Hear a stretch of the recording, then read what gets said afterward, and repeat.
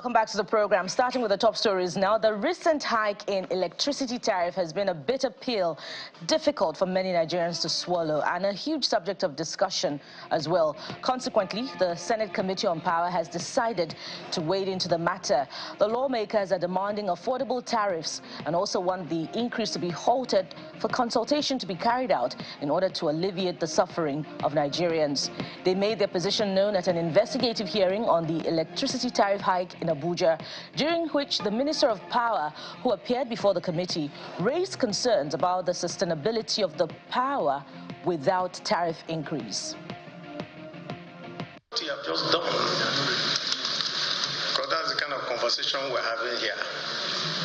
Can we really classify Nigerians into these different categories?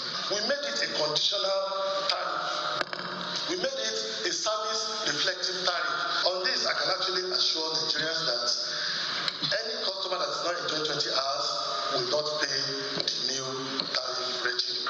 We are calling for a reversal and a suspension of the implementation of the new tariff to enable all stakeholders have meaningful dialogue around the process and methodology of determining the electricity tariff, as well as jointly agreeing on the transparent mechanism required for tariff setting.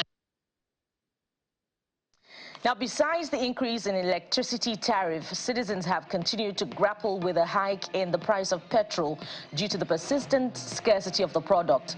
At many filling stations in Lagos and in other parts of the country, long queues can be seen as motorists struggle to fuel their vehicles. Black marketers are also back on the roads, selling at exorbitant prices. You can see with our monies we can't even get the oil. Like me, I wanted to get gas for my family, and I have to queue because I can't go in because the queue prevented me from going in, even to get the gas. Although I equally want to get petrol, but you can see the situation is really pathetic. People are queuing.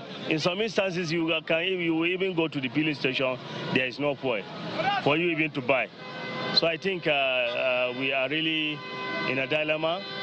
We need the government and those independent marketers to come to our rescue. Let them bring the oil. We are ready to buy it, even at the prices they are selling. You hardly see where there is fuel. The whole residents are suffering. And the unfortunate thing is that there is no clear message, either statement from the government to tell you this is what is happening. There has been speculations.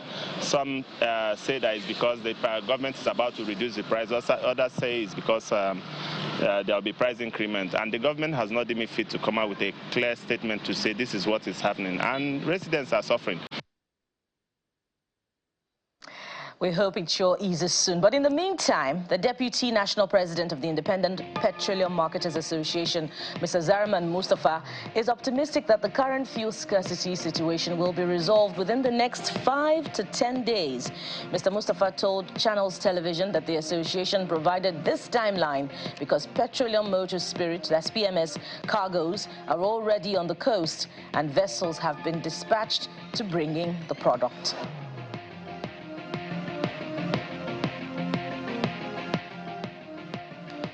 And while Nigerians grapple with power and petrol supply challenges at home, the Minister of State for Petroleum Oil, Mr. Heineken Lukwobiri, is reaffirming the need for Nigeria and other African countries to be allowed to implement energy transition at their own pace.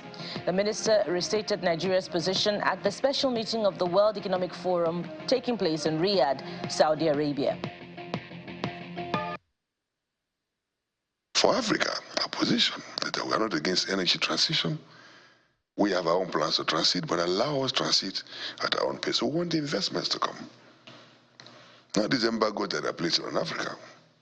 Not these embargoes that are placing on, investment. Those who are saying that we should do transition, we should abandon fossil for themselves, are not abandoning it. US is the highest producer of oil. Britain just gave about 100 licenses last year for new explorations in the North Sea. Why don't we deploy some of the promised resources? That has never come. Since the Paris Agreement, they have promised hundreds of billions of dollars. Not even a dollar had come. Why don't we call on the Western countries that are responsible for these emissions to use part of that promised resources to develop technologies that will take even 20% of the emissions, and the world will be safe for the next 1,500 years. So what we told them was that, from the African perspective, allow us to transit at our own level, at our own pace. Africa's problem is energy poverty. Those from the developed world is sustainability of the comfort they're already enjoying. And so we cannot transit at the same pace. And I think there was consensus among the panelists that, look, every continent, every country should be allowed to transit, at its own pace. And to the judiciary now, a Kano High Court has scheduled May the 16th, 2024, to rule on the contentious issue of serving criminal charges on former Governor Abdullahi Ganduje, his wife Hafsat, and 6 others via substituted means. This follows a request by the prosecuting counsel in the criminal case, Barrister Diola Adedegbe. Justice Usman Naaba, however, refused to expedite his ruling on the matter as requested by one of the counsel. In the meantime, the Judicial Commission of Inquiry on the Recovery of Misappropriated Public Property and Assets set up by the Kano State government has called on the public to come forward with evidence to help in the investigation of the administration of the former governor. Chairman of the Commission, Justice Farouk Adamu, made this request at the inaugural sitting of the Commission in Kano.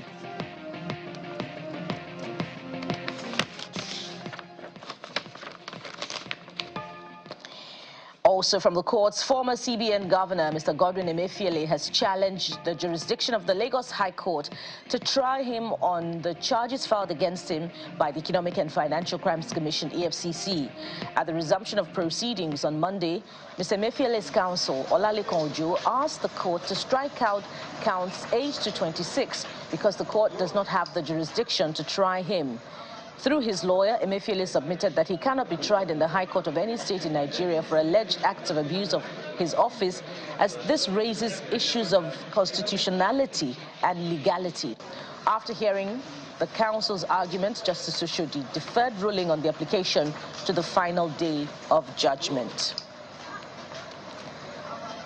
And in another legal matter, alleged terrorist negotiator Mohammed Tukur Mamu, currently on trial for terrorism offenses, has filed an application with the Federal High Court in Abuja to transfer him out of the custody of the Department of State Services, DSS. He requested Justice Inyang Ekwo to modify the remand order against him, opting for remand at the Kuje prison instead of the DSS custody. At the resumption of his trial, Mr. Mamu, through his lawyer, Abdul Mohammed, alleged that the court's order on December the 19th, 2023, granting him access to his personal physician for medical treatment was not adhered to by the DSS. And outside our shores, the U.S. Secretary of State hopes Hamas will accept what he has called Israel's extraordinarily generous offer for a Gaza truce and hostage release deal. Mr. Anthony Blinken was speaking as a Hamas delegation discussed the new proposal with mediators from Egypt and Qatar.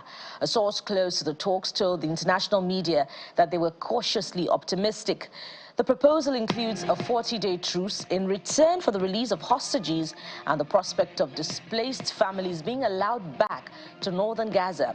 It reportedly also involves new wording on restoring calm meant to satisfy Hamas's demand for a permanent ceasefire. We'll see how that plays out. But in sports now, Abia Warriors Football Club of Umuahia came short in the pulsating match day 32 encounter of the Nigeria Premier Football League, losing 2-4 to hosts Sporting Lagos at the Mobolaji Johnson Arena. Coach Bethel Oji made 4 changes to the side that beat Plateau United by a lone goal in Umuahia, with Samson Obi and Pascal Nwabweze joining Sunday Megwo in attack, while Emmanuel Onu was restored to the starting 11. Goodluck Ozioma paired Prince Okorie at heart of defense. The match, of course, lived up to its billing as Sporting Lagos got off to a flying start when Pascal Durugo put them in front inside 4 minutes.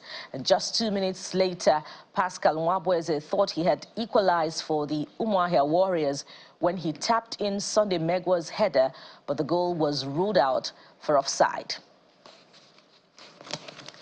And that's it on the top stories.